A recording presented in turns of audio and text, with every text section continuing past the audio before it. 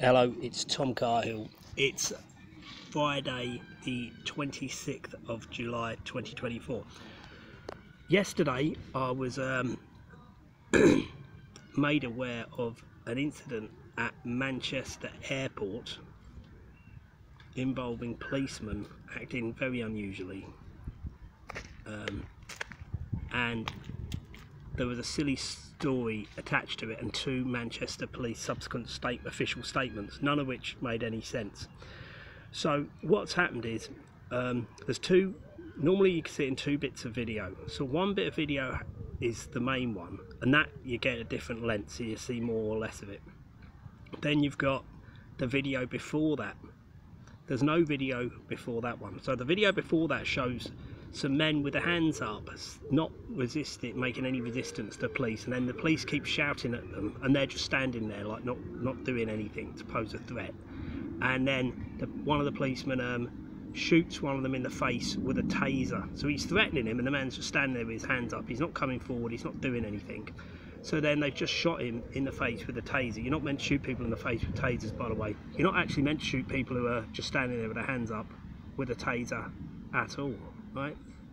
And so anything that happened after that, seeing as they've shot people not resisting with a taser in the face, would be fair game anyway, because that can kill you if it shoots you anywhere. And if they haven't got reasonable excuse to use it, and they're talking to you, and then they use it as they're talking to you, and you continue not to pose a threat, then the mitigation for using it just goes down and down and down. So the idea that there was some excuse for them using it, no matter what allegedly happened before that, which I'll get onto, is all very dubious, and any barrister or anything like that would rip it to shreds. And there's no two ways about it. This is like serious misconduct just on the basis of that alone. Now then what happens is, this is the video that's mainly showed, this guy's prone on the ground with handcuffs on. Yeah, now if you put someone on the ground and you've got handcuffs on them and they're face down on the floor just lying there, they're in custody, yeah, which means in care, like in your protection. So if you go up and kick them in the head, knee them in the head, and then stamp on them, and then like not knee them in the head, then put your knee and then, you know, jump on them like with your knee on their back, all of these things are seriously wrong, just in the same manner as if you had children in your custody and you kicked them in the head, stamped on their head, and then jumped on them with your knee. Yeah, it's not acceptable, and there's no possible way when they're in restraint, just lying there face down on the floor, that could ever be justified. So anything that happened before that, remember, keeping count, tasering people in the face who are just standing there, who've been talking to you for we don't know how long, but they were talking to them for quite a long time. They're shouting, they're not shouting back. The police are shouting. So the whole thing looks very dubious. Now remember, the police is a highly politicised, bully mentality organisation. So it doesn't mean everyone in the police is a bully or scum, but we all know that at the top of the police it's run by bullies and scum.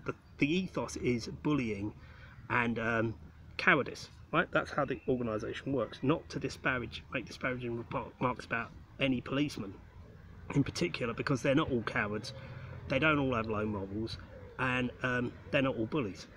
But the point is, in this case, they show that they're just acting completely irrationally. Now, to get into the armed police, I know that they dump a lot of mental handicaps into the armed police. They elevate them into armed police, just get them off the scene. You know, their dad's probably a Freemason, got them in the police in the first place. They wouldn't possibly pass any IQ test. Not that you can only pass it for having a low IQ. Of course, if your IQ is high, you're not going to get into the police in a normal rank and file police. There's no possible way.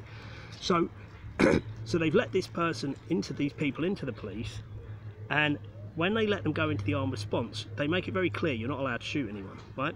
And you've got to be on your best behaviour, which is why if you're ever speeding or something and you realise it's an unmarked police car, They don't do anything. If it's the armed response ones, they don't do anything. They just, you can tell, and you realise it's a police car, and then you realise that they're not going to stop you because they're not really meant to mess around with like minor offences and stuff like that. So anyway, the point is that if you're working in an airport, you've got to be in your best behaviour, right? Because you're on CCTV and there's witnesses all over the place, and there's witnesses from other countries as well, which is more problematic because you can intimidate witnesses in your own country. The police specialise in doing that, but if they're in another country, it's very difficult for you to intimidate them, so they could go off to wherever they live and they can talk with impunity about, because most people are scared of talking about the police whenever they find them do something wrong, because they know what vindictive whole organisation they are. Right, so anyway, in this case, there's this accusation that these men have done something previously and they've hurt some policewoman, and then they've just strolled off, and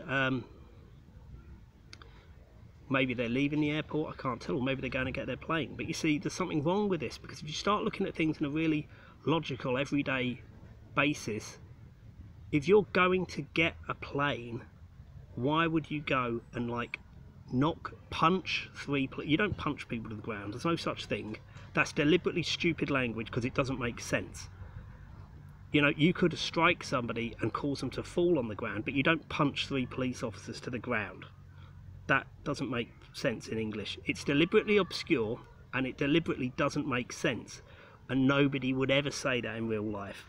Now the other thing is, what you'll find with the police is, if you have an altercation with them and you beat them up, because of the bullying mentality, they will never ever ever go back to the police station and say this guy beat us up. They'll never say that. It will never ever happen. You'll never hear anything about it again. The second they're able to, they'll run away and you'll never hear anything about it again. I've seen it numerous times. They will literally run off if they get scared. I've seen them do it multiple times, and this is how they're a bully mentality. The sword cuts both ways, yeah? Right, so they will never say, oh yeah, we got beaten up. They would definitely not get other people to go and pursue.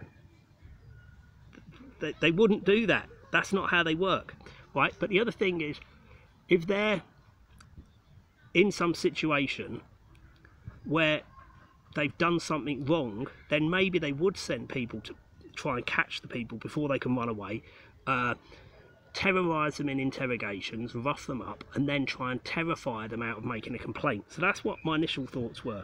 So, you know, if you go and get a plane, why would you assault some female policeman? Now, of course, on the CCTV, that would be all over the place. All of this would be caught, but you'll never see that, because I was thinking this is very suspect, and one commenter had said something like, it's because they don't like to be searched because of their goat fucking religion. And I thought, hang on a minute, is this, and I've written back, I've said, is this some information that you have, or have you just made this up? Are you just being one of these weirdos, you know, the Hasbara Jewish agents, just calling everybody a nigger or a camel fucker and stuff? The people who talk like this, I'm not saying it's everybody who says these things is working for them, or even wrong or right or whatever. It's just the fact that there's a theme about how they address situations which isn't typical of either intellectual commentary or normal parlance. It's a kind of like just inflammatory, yeah, but it's not inflammatory for a purpose. It's directionless, inflammatory gibberish. But I don't know if they've got back to me or not. But anyway, it occurred to me, yes, that could be right. Maybe they have tried to search somebody and they've done something inappropriate, because we know that the TSA in America is predominantly a load of sex offenders and stuff. They didn't check them, did they? They deliberately got sex offenders in, because if you think about it, if you have to touch someone for some reason in a way they don't like, you might have to. But the point is to do that all day, every day, because some guy called Richard Reed tried to set a bomb on a plane up with some matches in his shoe. I mean, and then the whole world, everyone has to take their shoes off and their belts off and all this stuff. You've got to be some kind of nonce to actually want to do that. Just having the lack of self-respect to just be telling people that there's no need for all this stupid searching, and then often you get through to another gate and they want you to do it twice now. So I thought maybe one of these people's actually being caught doing something wrong, not the police necessarily, but one of the their colleagues in the airport security, and maybe that's what's triggered it, and that's why they've been very heavy-handed and you know, committed attempted murder on camera. But then you get back to the fact, well, hang on a minute, if you go and do attempted murder on camera, right, we know that the police love deleting hard drives and snatching cameras off people and smashing them, or taking the memory cards out and threatening them, right? They do it all the time. So the same kind of copper who would do that would definitely do that. So they just say, oh, they're a threat. Now there's this thing that's come up about they could have had the guns taken off them. But the point is, this is all silly. This is all very silly, because if that was the case and they thought that people who weren't resisting, just standing there, were going to take the guns off them, right? That disinformation agent, professional disinformation agent, black belt barrister, he said, oh yeah, well, I thought they were going to go for the guns, because I knew his disinformation from day one. He's quite interesting, but I can't be bothered with him anymore. But he does say certain things, but he misses things out. He's quite helpful. If you don't know anything about anything, he's quite a useful person to occasionally follow, but I just find him tedious, because I know what his game is. But, you know, still quite useful. I'd say, I'd actually recommend him, but, you know, remember, he's a disinformation agent. The point is that if you're worrying about them getting your guns, why would you get really close to them, for a start off? And why would you taser one of them in the face whilst you're sort of like you're not covered for the other one? Whilst you're tasering somebody, you can't get your gun and shoot the other one if you're worried about them getting your gun. You see, so it's an oxymoronical, stupid situation. It doesn't correlate with the types of actions you consider, have on the table, or actually perform in any kind of practical sense. You see, if you thought they were dangerous and they were going to try and get your gun, you'd get your gun so they couldn't get it, and you wouldn't get really near to one of them and tase them in the face, meaning that you couldn't get your gun and there's still other grown men standing about. You see, that's not realistic.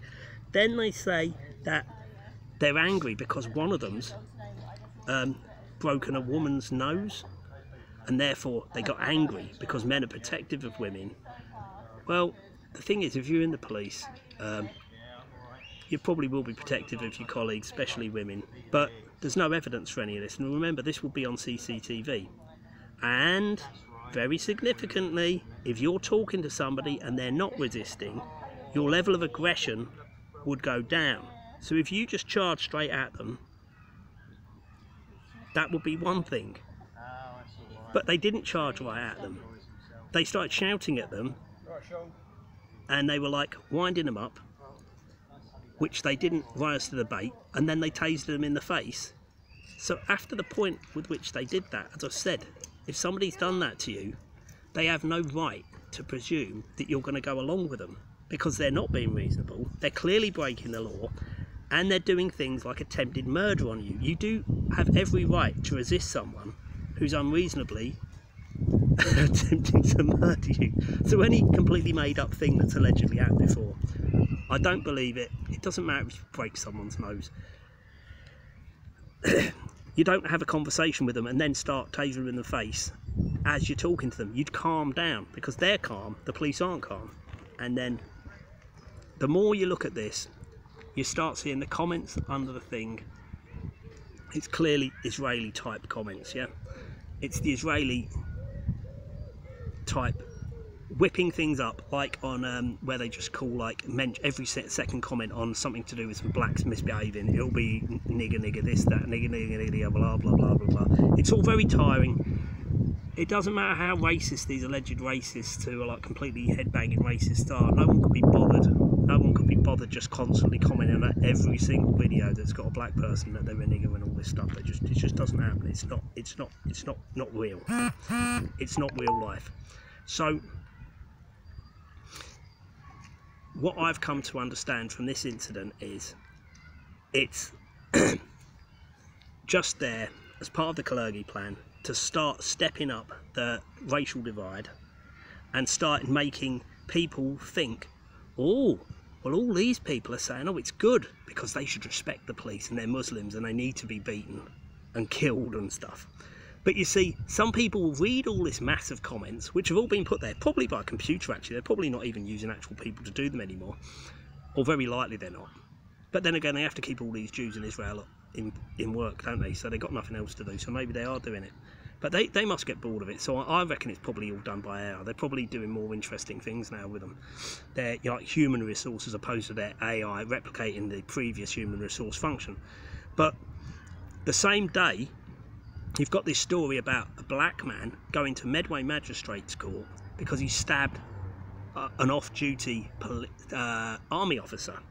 And a few days before that, you had this situation where a load of Romani gypsies and like brown people have sort of started a riot, but they're doing really weird things. Like one of them, they're not covering their faces in certain cases, and he's trying to set fire to a bus seat, and then he's trying to set fire to the petrol tank, and then the next thing you see the bus go up in flames. So why would he sit there smiling, doing that, getting caught on camera, and why would the person who you would hope would be one of his mates, why is he putting it on the internet, incriminating him? He could go to prison for like years and years and years over that. So these things, none of them make any sense. But because they've happened in such quick succession, we have to presume that it's all just there as the helter-skelter, the Kalergi plan. They want a race war. We know that the police are training in very heavy-handed riot tactics, so it won't be a normal riot like in the old days. It'll be more like the riots that they had in Bahrain, where they were like half killing the people who were just standing about. Yeah, you can see videos on this, or you could at one stage. They don't just like knock them about a little bit, then they're obviously anticipating live fire exercise, because at some stage all of the people in the areas of London where you've got lots of foreigners, black foreigners, who are all on universal credit because they're doing all the shit jobs and they're all being subsidised by universal credit, yeah, because universal credit is subsidising the private sector. It's benefit for the private sector. It's not benefit for the people, because those people can't possibly afford to live in an area where they could go and do that job without being subsidised, yeah? So it's subsidised housing for slaves is what it is, right? It's not a benefit to the black people, because the black people couldn't possibly live there if they weren't having their houses guaranteed that they could live in, and places for the children to go to school. So it's not them doing anything wrong.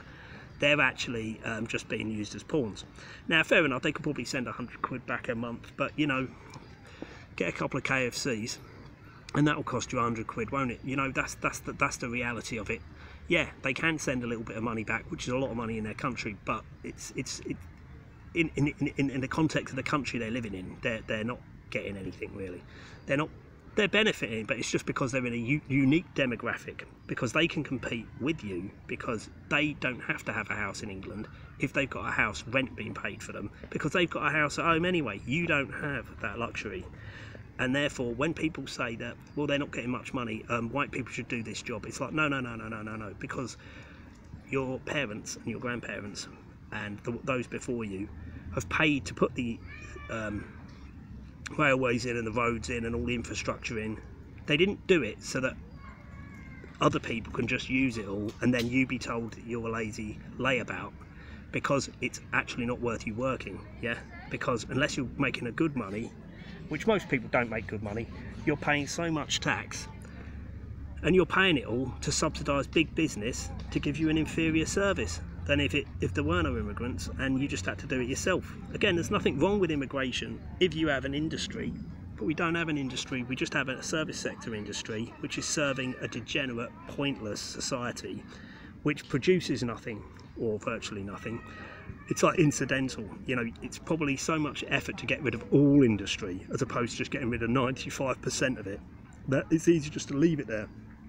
So, you know, we could have another 1 million immigrants a year if they put them somewhere that isn't London, up in Scotland or somewhere, and you just build factories and stuff for them to work in. You could easily sustain it and let them live in little huts until they built, you know, train them to do skills so they could like build houses. It would actually be like Keynesian economics. It would be like the New Deal. It's worked in the past, it could work again. But they're not going to do that, because they just want the immigrants here to destroy the country. That's the whole point of getting in there. it's not working, I don't think, as well as what it was expected to, but that's why they're cranking it up now. So in the last, like, what is it, week, you've had these 3 incidents which are clear. They're clear. Brown people are bad, Muslims are bad. Are you on their side or are you on the police's side? Do you see what I mean? And at the same time, they're undermining the police at every possible opportunity. You see what I mean? So I think this is the thing to watch out for. These things are clearly a plan. I mean, for a start off, they could quite easily block those videos from being posted, because they could say it's something to do with national security and they're terrorists or something like that, right? So if they hadn't wanted these videos out, for a start off, the police would have just beaten up the people taking the videos. They do this all the time. But those type of police don't work in airports, because they have to be on their best behaviour, because they've got an international audience, and they don't behave like that. And yeah, the whole story is completely, it's a complete setup. I mean, I'm not saying it is AI, but I find it very, very hard to believe that that story's real. You know, I mean, you might say seeing is believing, but look, put it this way: if I kicked you in the face and I meant it, you would not get up. If I stamped on your head, you would struggle to get up. And then if I jumped with my knees on the back of your, you know, what was it, your rib cage, I don't see how you'd get up. And if I tasered you in the face, I don't see how you'd get up. But all these people, they actually look quite fine, didn't they? But they wouldn't be fine if I did any of those things. They wouldn't. I mean, what were these tasers? Well, I don't know how it works. Is it sort of like a practice taser, shooting it in someone's head, and they just go ow and fall on the floor, and then they're completely fine afterwards? No, the whole story's bullshit. Anyway, my name's Tom Kyle, and it's Friday the 26th of July 2024. Thank you for watching. I'd like to know what you think.